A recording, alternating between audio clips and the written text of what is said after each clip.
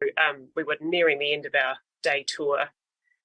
We'd looked around the joint security area, which is sort of 3 buildings that are jointly held. We'd been into one of them. So effectively, we'd walked on North Korean territory, which was quite exciting. And we'd come back out of those buildings and we were on the South Korean side. There's no border or a gate or fence or anything like that as such in this area. It is guarded by soldiers from South Korea, and there were also American soldiers there.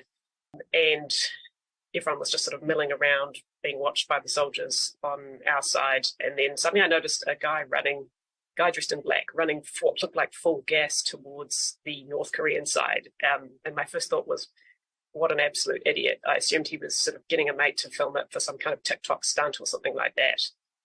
But he just didn't stop and he kept going. And then the US and South Korean soldiers sort of realized what was happening, chased after him, yelled at us to sort of get in the building on the South Korean side. So we all ran in after that. But they didn't catch him. He was, we were pretty close to the border and it would have been pretty hard to stop him from that range. But yeah, he was going pretty fast. I had no idea he was a soldier or anything like that. He was just wearing, jeans and a t-shirt. And he was pretty quiet. I overheard one of the other passengers or one of the other people on the tour saying that they'd sat next to him and he hadn't really said anything, whereas most other people were sort of in family groups of 2, 3, 4.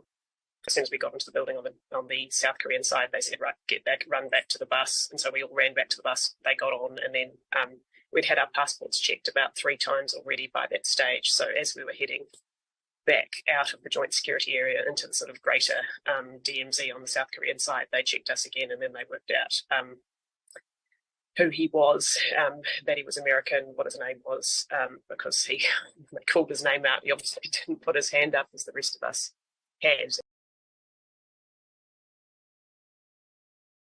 Thanks for watching our YouTube channel. Follow today's top stories and breaking news by downloading the NBC News app.